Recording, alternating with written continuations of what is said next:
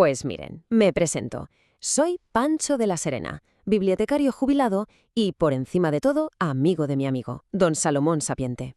De él se cuentan muchísimas cosas, y casi todas son verdad. Pero, ¿saben qué? Se quedan a medias. Así que, si me dan un ratito, les voy a contar la historia de verdad, la historia completa. Y aquí está la pregunta del millón, ¿verdad? Es que es la misma pregunta que tuvo a mi pobre amigo en vilo durante años. Imagínense, con la cabeza y el corazón ahí, en una guerra civil, una guerra sin cuartel dentro de su propio pecho. Y esa frase para mí lo resume todo. Porque, miren, su viaje no fue solo de la biblioteca para afuera, no. Fue un viaje de vuelta a la tierra, a lo real, a la vida de verdad.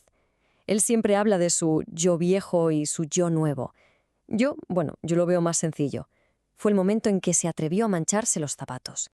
Bueno, pues para entender al Salomón de ahora, al que yo conozco, es que hay que echar la vista atrás. Hay que conocer al de antes.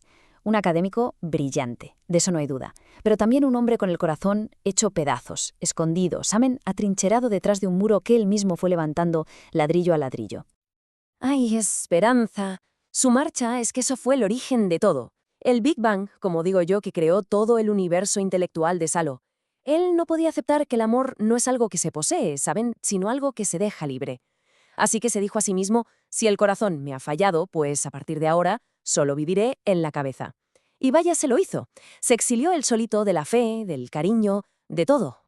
Y ahí, justo ahí, empezó su gran viaje, su odisea particular. Una búsqueda de sentido, sí, claro, desesperada, pero, y esto es clave, siempre bajo sus propias reglas. Él quería una respuesta, pero una que no tuviera nada que ver con la fe, con aquello que, según él, le había quitado esperanza. Y, madre mía, qué viaje. Un día se levantaba humanista convencido, al día siguiente le daba por el budismo zen, y al otro casi lo vemos montando una barricada anarquista en la puerta de la facultad. Se abrazó a todas las filosofías habidas y por haber, a cualquiera que le permitiera ser su propio Dios, ¿entienden? Pero lo curioso, lo realmente curioso, es que con tanta teoría, con tanto libro, seguía sin saber arreglar un simple enchufe. O peor, consolar a un amigo. El vacío, ese vacío, seguía ahí, intacto. Su biblioteca, su biblioteca personal era el vivo reflejo de su alma. Un caos, sí, pero un caos perfectamente organizado. Era como un ring de boxeo. Allí se daban de tortas Aristóteles contra Rumi, Virginia Woolf contra Nietzsche, y nunca había un ganador. Porque él no buscaba la paz, no, él buscaba la pregunta definitiva, la que lo explicara todo. Y luego, claro, estaba la de su padre, el coronel. Madre mía, qué contraste. Ahí no había ni una sola duda. Solo mapas, crónicas de conquistas, manuales de estrategia. Era una biblioteca para la acción pura y dura, ¿saben? Para conquistar, para dejar huella en el mundo real. Si la de Salo era para el alma, la de su padre era para el brazo, para el cuerpo. Y finalmente, la de Esperanza, que no era ni biblioteca. Era una balda, un simple estante, pero era más un reclinatorio que otra cosa. Allí no había grandes teorías ni debates. Era un botiquín de primeros auxilios para el alma. Libros no para entender el mundo, sino para curarlo, para servirlo. Una sabiduría tan sencilla que mi amigo en aquel entonces era completamente incapaz de ver. Y así, claro, perdido entre tanto libro y tanta teoría, pues llegó a su punto más bajo, a tocar fondo. Toda esa gran rebelión que él se había montado contra Dios, contra el universo entero, pues se había convertido en algo, en algo mucho más pequeño y mucho más triste. Y bueno, esto se lo tuve que decir yo, claro. Un día que vino muy subidito diciéndome que su razón era el único magisterio posible, que él era la rebelión final del intelecto, y no pude más, se lo solté, así, a bocajarro. Se quedó, helado. De repente, toda su gran tragedia cósmica se había reducido a eso, a la imagen de un hombre solo, amargado, en un banco de un parque. Y es que a veces una pizca de verdad, de cruda verdad, duele mucho más que toda la filosofía del mundo junta. Pues pasa exactamente lo que le había pasado a él, que ese mismo muro que levantó para protegerse del dolor se había convertido en su propia cárcel, en su celda de aislamiento. Y fue ahí, en esa soledad tan absoluta, donde algo, por fin, empezó a romperse por dentro. Y la demolición de esa fortaleza, de esa cárcel, pues no llegó con un gran libro o un argumento filosófico definitivo. No, llegó con pequeños golpes de humildad, muy sutiles, que lo pillaron con la guardia, completamente baja. Imagínense el golpe, un golpe directo a su orgullo. Él, que estaba convencido de que la verdad era algo que se conquistaba por la fuerza, con el intelecto, y de repente se topa con la historia de unos guerreros, unos samuráis, que cruzan el mundo no para luchar, sino para recibir la fe como un regalo. Leyó una frase que lo dejó cao, sin palabras. El mar separa las tierras, pero no los cielos.